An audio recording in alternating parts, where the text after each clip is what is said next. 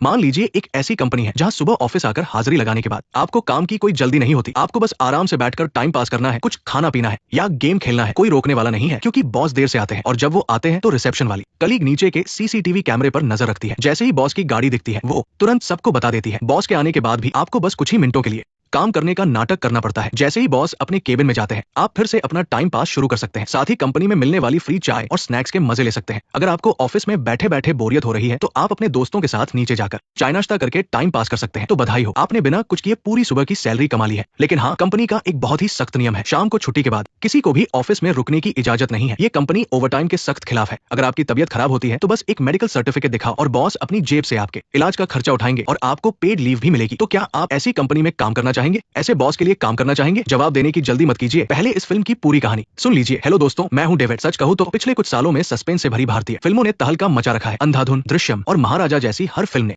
अपने सस्पेंस से सबका दिमाग हिला दिया है। और आज हम जिस फिल्म की बात करने जा रहे हैं उसका नाम है गोलम, जो बिल्कुल इन्हीं फिल्मों की टक्कर की है। इसमें सस्पेंस कूट कूट कर भरा है। जिस बॉस को सारे कर्मचारी इतना प्यार करते थे उसकी वॉशरूम में रहस्यमयी तरीके से मौत हो जाती है। मौकाए वारदात बिल्कुल साफ है, वहाँ हाथापाई का कोई नामो निशान नहीं है। सब कुछ देखकर यही लगता है कि ये एक हादसा है। लेकिन जैसे जैसे इन्वेस्टिगेशन आगे बढ़ती है और एक के बाद एक राज खुलते हैं तो एक ऐसा खौफनाक सच सामने आता है जो सबके होश उड़ा देता है। और सबसे ज्यादा चौंकाने वाली बात तो ये है कि जब कातिल पकड़ा जाता है तो इस केस का पुलिस अफसर खुद उसे बचाने की कोशिश करता है। आखिर ये सब क्या है, आइए देखते हैं। कहानी की शुरुआत में कॉर्पोरेट मजदूरों की आम जिंदगी दिखाई जाती है। सुबह उठकर जल्दी जल्दी तैयार होना और कुछ लोग तो नाश्ता करने का टाइम न मिलने की वजह से रास्ते में ही कुछ स्नैक्स खाकर अपना काम चला लेते हैं। ऑफिस पहुंचने के बाद वो सबसे पहले अपनी अटेंडेंस लगाते हैं। लेकिन ये मत सोचिए कि वो इतनी सुबह ऑफिस काम करने के लिए आए हैं, बिल्कुल नहीं। एक पक्के कॉर्पोरेट मजदूर की तरह वो इस टाइम का पूरा इस्तेमाल टाइम पास करने में करते हैं, क्योंकि अभी तक बॉस नहीं आए हैं। इनमें से कुछ लोग गेम खेलते हैं, कुछ लोग खाते पीते और गपशप करते हैं और कुछ तो अभी तक रास्ते में ही होते हैं। देखते ही देखते टाइम बीत जाता है और बिना कुछ किए इन कुछ घंटों की सैलरी उनकी जेब में आ जाती है। इसके बाद बॉस के आने का टाइम हो जाता है। इसके लिए भी उन्होंने पहले से ही पूरी तैयारी की हुई है।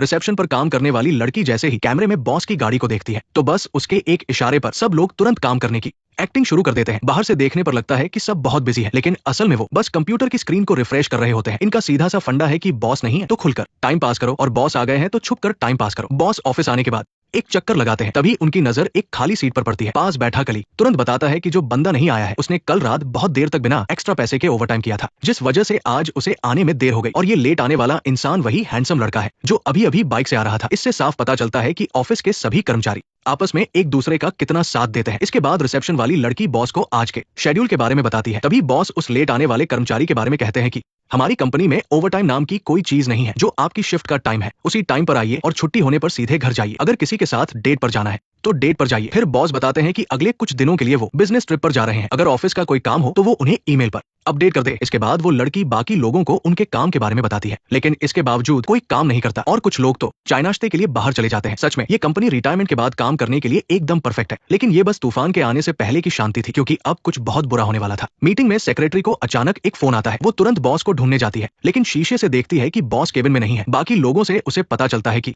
बॉस वॉशरूम गए हैं। काम बहुत जरूरी था, इसलिए बॉस के बाहर आने का इंतजार किए बिना सेक्रेटरी सीधे वॉशरूम का दरवाजा खटखटाने लगती है। साइलेंस। लेकिन पता नहीं बॉस को क्या हो गया था, अंदर से कोई आवाज नहीं आती है और दरवाजा भी अंदर से लॉक था। ये देखकर सेक्रेटरी घबरा जाती है कि कहीं बॉस के साथ अंदर कुछ अनहोनी तो नहीं हो गई। अगर बॉस को कुछ हो गया तो हमारी सैलरी कौन देगा? इसलिए वो बाकी लोगों से मास्टर की मंगवाती है ताकि दरवाजा खोला जा सके। दरवाजा खुलते ही सबके होश उड़ जाते हैं। बॉस खून से लथपथ जमीन पर पड़े थे। कुछ लोग बॉस को अस्पताल ले जाने की सोचते हैं, लेकिन जब सेक्रेटरी आगे बढ़कर चेक करती है तो पता चलता है कि बॉस की मौत हो चुकी है। अब यहाँ से कहानी सीरियस हो जाती है, इसलिए मजाक छोड़कर हम इन्वेस्टिगेशन पर फोकस करते हैं। आप लोग भी अंदाजा लगाइए कि कातिल कौन हो सकता है। और हाँ, जिन्होंने फिल्म देखी है वो स्पॉइलर मत देना। इसके बाद पुलिस और फॉरेंसिक टीम वहां पहुंच जाती है। इस केस की जिम्मेदारी इस हटे कटे पुलिस अफसर संदीप को मिलती है।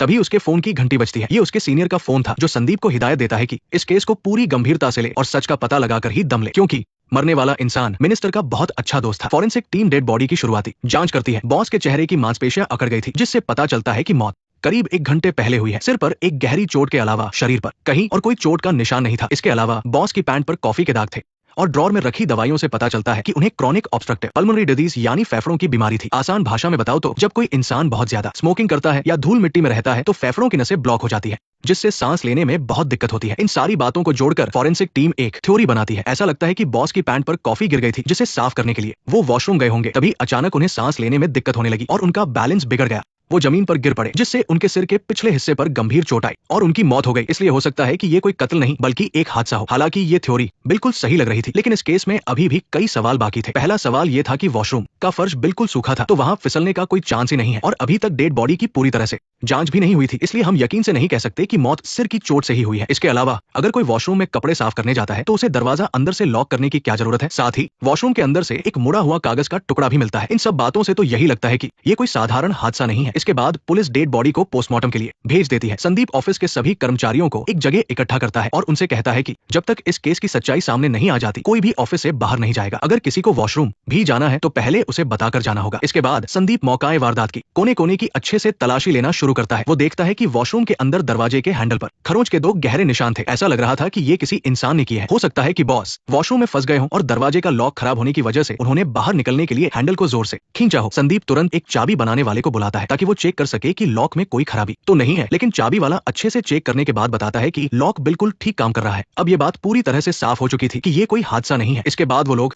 सीसीटीवी फुटेज चेक करते हैं जिसमें बिल्कुल वैसा ही दिख रहा था जैसा उन्हें लगा था। बॉस अपने केबिन से निकलकर वॉशरूम में अपनी पैंट पर गिरे कॉफी के दाग साफ करने गए थे। अब संदीप का दिमाग बुरी तरह चकरा रहा था कि बॉस ने वॉशरूम का दरवाजा अंदर से लॉक क्यों किया और अगर लॉक कर भी लिया था तो हैंडल पर खरोंच के निशान बताते हैं कि उन्होंने बाहर निकलने की कोशिश की थी, लेकिन फिर दरवाजा क्यों नहीं खुला। इस बात पर पास खड़ा एक जूनियर अफसर कहता है कि इसमें कोई बड़ी बात नहीं है क्योंकि उसे भी वॉशरूम में दरवाजा लॉक करने की आदत है। फिर वो अपनी एक थ्योरी बताता है कि जब बॉस वॉशरूम गए और दरवाजा बंद करके कपड़े साफ करने लगे तभी उन्हें सांस लेने में दिक्कत होने लगी और वो गिर पड़े। इस बीच उन्होंने उठकर दरवाजा खोलने की कोशिश जरूर की होगी, लेकिन तबीयत अचानक ज्यादा खराब होने की वजह से वो ऐसा नहीं कर पाए और किसी को मदद के लिए नहीं बुला सके। जूनियर अफसर की इस थ्योरी को संदीप तुरंत खारिज कर देता है क्योंकि उसने पहले ही वॉशरूम के फर्श को अच्छे से चेक किया था। वहां किसी के घिसटने के कोई निशान नहीं थे। इसका मतलब है कि गिरने के बाद बॉस अपनी जगह से हिले ही नहीं। तभी एक पुलिस वाला याद दिलाता है कि जब बॉस वॉशरूम में थे तो उसी दौरान 3 महिला कर्मचारी भी वॉशरूम के आसपास मौजूद थी, लेकिन संदीप उनसे पहले ही पूछताछ कर चुका था कि वो सिर्फ वॉशरूम के पास लगे वाटर कूलर से पानी पीने गई थी और इतने कम समय में वो कुछ और कर भी नहीं सकती थी। केस की इन्वेस्टिगेशन फिर से उलझ जाती है। अब संदीप मरने वाले की फैमिली बैकग्राउंड और उसकी पर्सनल लाइफ के बारे में असिस्टेंट से पता चला कि बॉस जिसका नाम जॉन था उसने 2 बार शादी की थी, लेकिन दोनों बार तलाक हो गया। इस दुनिया में उसका इकलौता रिश्तेदार उसका एक भाई है जो अभी अमेरिका में है और वो भी बहुत अमीर है। अगर दोनों के पैसों को मिला दिया जाए तो उनकी 10 पुश्तें आराम से खा सकती है, इसलिए पैसों के लिए कत्ल की बात तो हो ही नहीं सकती। इसके अलावा जॉन का बिजनेस पार्टनर भी था जिसका नाम जॉर्ज था। वो दुबई में उनका बिजनेस संभालता था। जॉन की मौत की खबर सुनकर वो भी यहाँ आ रहा था। इस हिसाब से जॉर्ज पर सबसे ज्यादा शक था क्योंकि जॉन के मरने पर सबसे ज्यादा फायदा उसी को होता। बेशक ये सिर्फ एक शक था और बाकी लोगों पर से भी शक हटाया नहीं जा सकता था, इसलिए संदीप ने सभी एम्प्लॉयज के फोन अपने कब्जे में लिए और उनसे पूछताछ शुरू की। सबसे पहले मैनेजर की बारी आई कि वो जॉन के पास क्यों गया था। मैनेजर ने मर्डर से पहले की पूरी कहानी सच सच बता दी। आज सुबह वो मीटिंग में था, तभी अचानक उसे दूसरे बॉस जॉर्ज का फोन आया। उसने कहा कि जॉन का फोन नहीं लग रहा है तो उसने मैनेजर को देखने के लिए भेजा। इसके बाद ही टॉयलेट में उसकी लाश मिली। इसके अलावा उन्हें ये भी पता चला कि मैनेजर पहले जॉर्ज के साथ काम कर चुका था, इसलिए अगर जॉर्ज कातिल हुआ तो मैनेजर उसका साथी हो सकता है। इसके बाद संदीप ने सबसे पूछा कि जब बॉस टॉयलेट में बेहोश हुआ तो क्या किसी ने भी अंदर से कोई आवाज नहीं सुनी। एक मोटी लड़की ने बताया कि उस वक्त सफाई वाली आंटी सफाई कर रही थी जिससे पूरे ऑफिस में वैक्यूम क्लीनर की तेज आवाज आ रही थी। सबसे पूछताछ के बाद भी कोई खास सुराग नहीं मिला। फिर संदीप ने सिक्योरिटी गार्ड से पूछा कि उस वक्त वो क्या कर रहा था। गार्ड ने कहा कि सुबह वो कचरा जला रहा था जो ऑफिस का रोज का कचरा था और ये उसका रोज का काम था। इसके अलावा उसने चाबियों से टॉयलेट का दरवाजा खोलने में मदद की थी क्योंकि ऑफिस की सभी एक्स्ट्रा चाबियां उसी के पास रहती है। आखिरकार संदीप जॉन के ऑफिस में वापस आया और एम्प्लॉय से अकेले में पूछताछ की। पता चला कि जॉन बहुत ही अच्छा बॉस था। अगर कोई बीमार पड़ता था तो वो अपनी जेब से उसके इलाज का खर्चा देता था और पेड लीव भी देता था। इसके अलावा जॉन ऑफिस में फ्री चाय और बिस्कुट भी रखता था ताकि काम के दौरान कोई भूखा ना रहे। एम्प्लॉयज इसके लिए उसके बहुत आभारी थे। आजकल के जमाने में अच्छी नौकरी से ज्यादा अच्छा बॉस मिलना मुश्किल है। बेशक सिर्फ उनकी बातों से उनका शक दूर नहीं हो सकता था। जब सबकी पर्सनल चीजें चेक की गई तो आखिरकार कुछ जरूरी सुराग मिल गए। करली बालों वाली लड़की के बैग से नींद की गोलियों की एक बोतल मिली। आपको बता दें कि बिना डॉक्टर के प्रिस्क्रिप्शन के नींद की गोलियां खरीदना नामुमकिन है। संदीप ने लड़की से पूछा कि दवा कहाँ से ली तो वो बोली कि वो भूल गई है, बस इतना याद है कि पिछले हफ्ते ली थी। अरे मैडम, आपको नींद नहीं आती, याददाश्त तो ठीक है। संदीप ने उससे ज्यादा पूछताछ नहीं की और सीधा अपने साथियों को दवा का पता लगाने को कहा। आगे चेकिंग के दौरान एक आदमी के हाथ पर खरोंच मिली। उसने बताया कि आज सुबह टेबल की कील से उसे खरोंच लग गई थी। चेक करने पर उसकी बात बिल्कुल सच निकली। तभी अचानक एक पुलिस वाले ने देखा कि भीड़ में एक आदमी बहुत अजीब बर्ताव कर रहा था, जैसे कुछ छिपा रहा हो। ये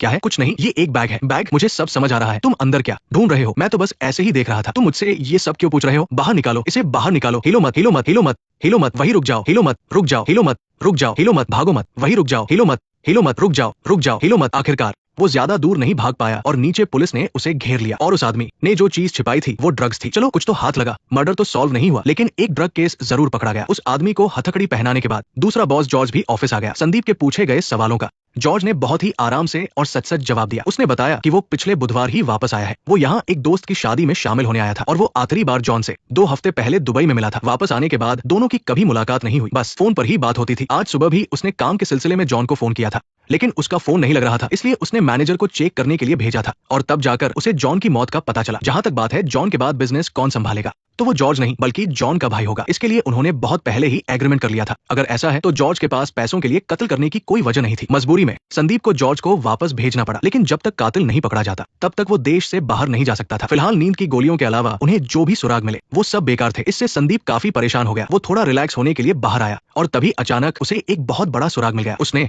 देखा कि सामने खड़ी कार पर लॉलीपॉप जैसा कोई डिजाइन बना था। ये डिजाइन उसके लिए नया नहीं था, क्योंकि उसकी खुद की कार पर भी बिल्कुल वैसा ही डिजाइन बना था। ये तब हुआ था जब वो एक न्यूरोलॉजिस्ट से मिलने गया था और डॉक्टर की बेटी ने खरोंच मार दी थी। और जैसे ही संदीप को इस बात पर शक हुआ, तभी उसके साथी का फोन आया। उसने बताया कि उस नींद की गोली और उसे लिखने वाले डॉक्टर का पता चल गया है। अब इसे इत्तेफाक ही कहेंगे कि वो डॉक्टर वही न्यूरोलॉजिस्ट था जिससे संदीप मिलने गया था। अब ये केस और भी मजेदार हो गया था। इसके बाद संदीप ऑफिस वापस गया और पूछा कि बाहर खड़ी काली कार किसकी है। वो कार एक गंजे आदमी की थी। संदीप ने चालाकी से पूछा कि कार पर वो खरोंच कैसे लगी, तो उस आदमी ने झूठ बोल दिया कि उसके बेटे ने मजाक में किया है। संदीप ने उसी वक्त उसका झूठ नहीं पकड़ा, बल्कि उसका फोन लेकर चेक करने लगा। जब उसने फोन की नेविगेशन हिस्ट्री खोली तो पता चला कि वो सच में उसी न्यूरोलॉजिस्ट के पास गया था। संदीप अभी सोच ही रहा था कि कहानी में एक नया मोड़ आ गया। उसका साथी अचानक एक फोन लेकर अंदर आया और बोला कि संदीप ने गलत फोन उठा लिया है। उसके हाथ में जो फोन था वो असल में उस गंजे आदमी का था, क्योंकि उस आदमी और एक लड़की का फोन बिल्कुल एक जैसा था। संदीप हैरान रह गया। उसने जल्दी से उस आदमी का फोन खोला तो उसमें भी वही नेविगेशन हिस्ट्री थी। इस पर संदीप को एक बहुत बड़ा शक हुआ। उसने अपने साथी से सबके फोन लाने और चेक करने को कहा और जैसा उसने सोचा था उन सबके फोन में उस डॉक्टर के पास जाने की हिस्ट्री थी। इससे साफ हो गया कि दाल में कुछ काला है। संदीप ने उन लोगों से कुछ नहीं पूछा, क्योंकि पूछने पर भी वो सब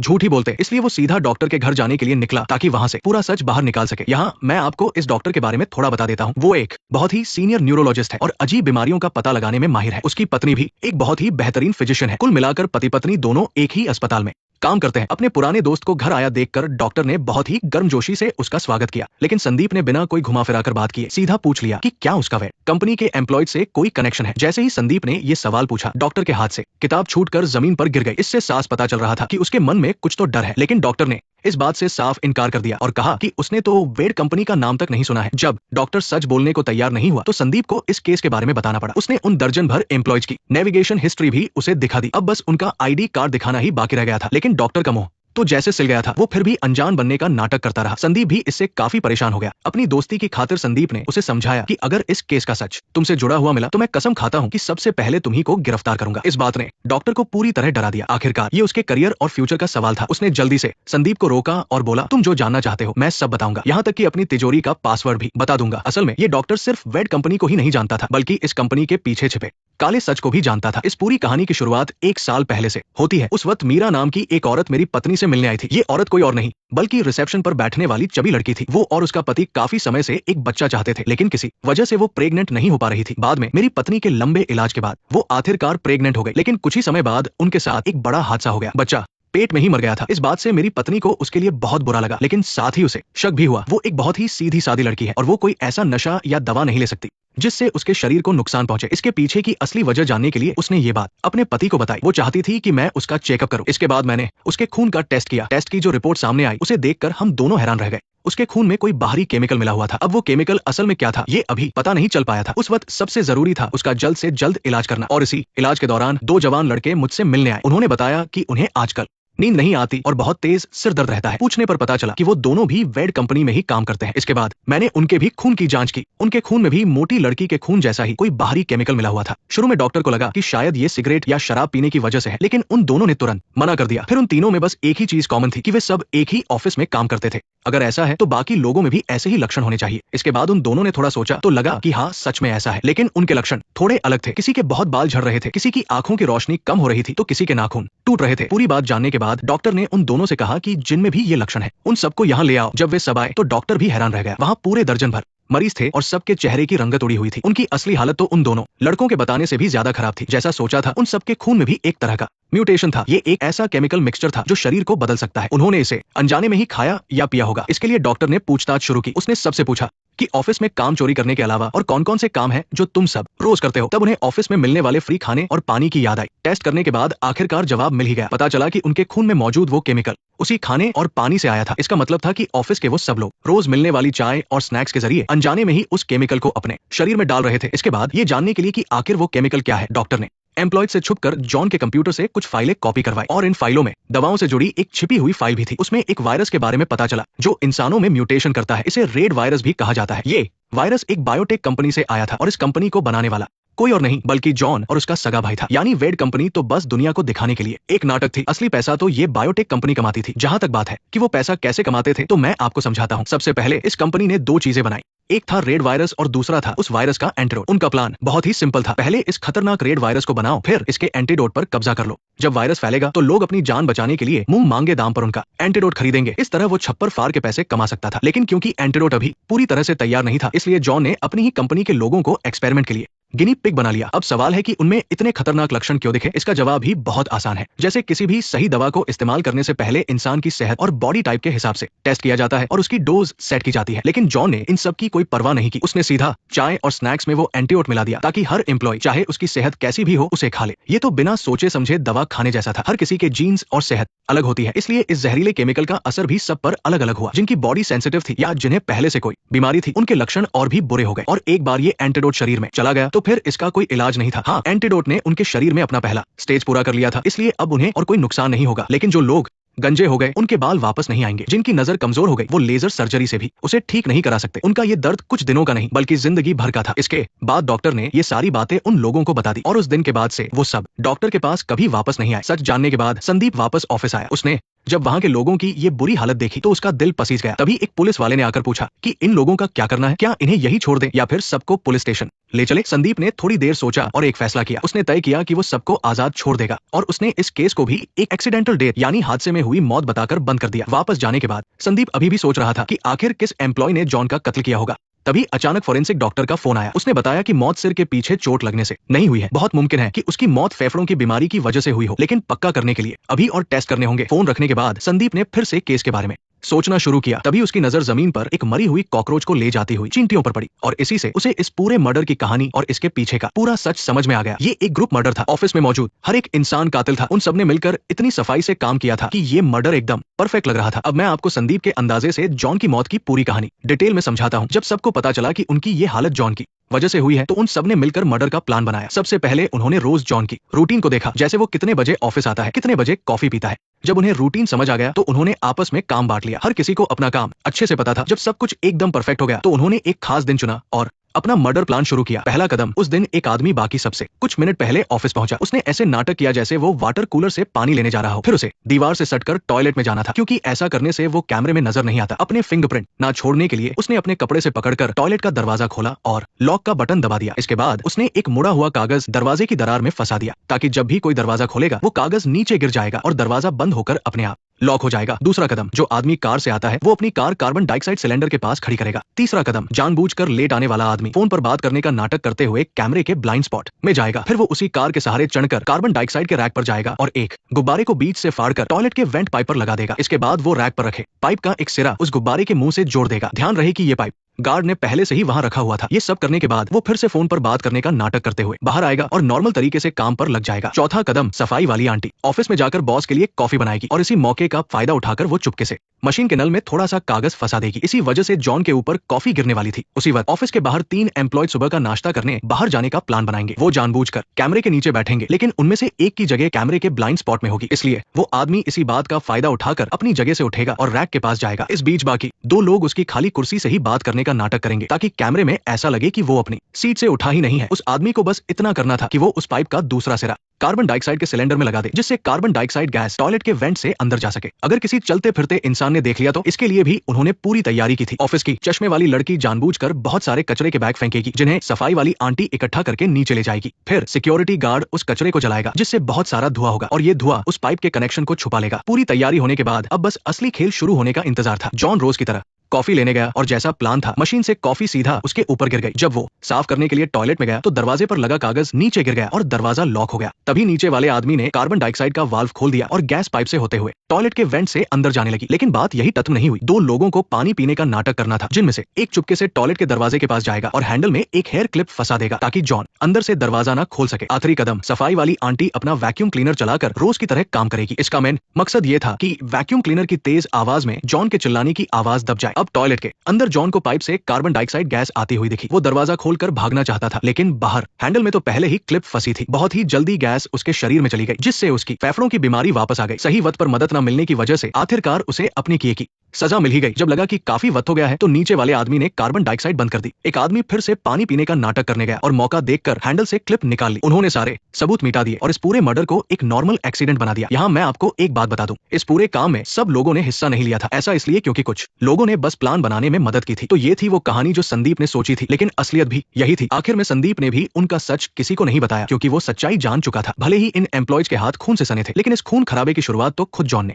अपने पापों से की थी। जब कानून अच्छाई को नहीं बचा सकता तब इंसान के खुद के फैसले ही रोशनी की किरण बनते हैं। फिल्म यही तत्व नहीं होती। जॉन भले ही मर गया हो, लेकिन उसकी वो कंपनी अभी भी चल रही है। रेड वायरस और उसका एंटीडोट अभी भी बन रहे हैं। इसके अलावा डॉक्टर ने संदीप को एक और बात बताई, जॉन का बिजनेस पार्टनर जॉर्ज भी उस कंपनी से जुड़ा हुआ था। फिल्म के आखिर में संदीप चुपके से उस दवा कंपनी की कार में बैठ जाता है ताकि वो उनके राज जान सके। जॉर्ज भी वेड कंपनी में वापस आकर जॉन की जगह ले लेता है। इसका सीधा सा मतलब है कि इस फिल्म का दूसरा पार्ट भी आएगा। वो कब आएगा इसकी अभी तक कोई खबर नहीं है, तो चलिए हम इसका इंतजार करते हैं। खैर, आज की ये शानदार फिल्म यही खत्म होती है। अपना कीमती वक्त निकालकर इसे देखने के लिए शुक्रिया। मैं हूँ अंकल माओ, मिलते हैं अगले वीडियो में।